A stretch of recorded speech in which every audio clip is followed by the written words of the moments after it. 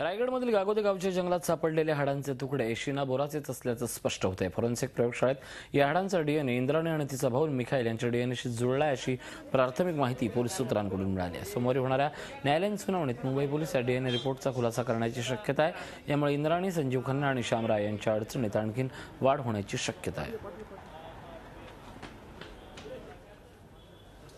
10 वर्षापासून पोलिसांना गुंगारा देऊन फरार राहणारा कुख्यात गुंड तात्या पटेलला अखेर जेरबंद करण्यात पोलिसांना यश आले। काश्मीर स्थानिक गुन्हे अन्वेषण शाखेने 3 ऑगस्टला मुंबईच्या गोरेगाव येथून त्याला अटक केली होती। खुनाचा प्रयत्न, दंगल माजवणं, लूटपाट तसंच अवैधरित्या नावावर जमीन हडपण्याच्या गुन्ह्याखाली मोका अंतर्गत कारवाई करण्यात आली होती। पोलिसांनी त्याची सिल्वर कलरची ऑडी ही गाडी ताब्यात घेतली आहे। या गाडीची ही चौकशी देखील पोलीस करणार आहेत। एक मजेशीर बाब म्हणजे या संपूर्ण पटेल कुटुंबावर 200 पेक्षा अधिक गुन्हेगारी स्वरूपाचे गुन्हे दाखल आहेत। मीरा भाईंदर शहरात यांची मोठ्या प्रमाणात दहशतही आहे।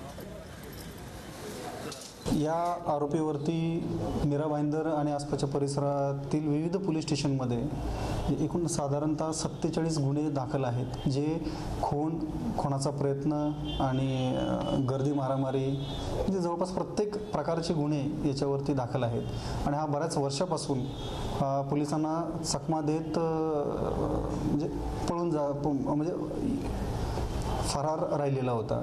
स्थानिक गुन्हे शाखा आणि पोलीस फोर्स यांनी ज्याच्या पाठीमागं लागून याला काल अरेस्ट केलेली आहे। झी 24 तास रहा एक पाऊल पुढे।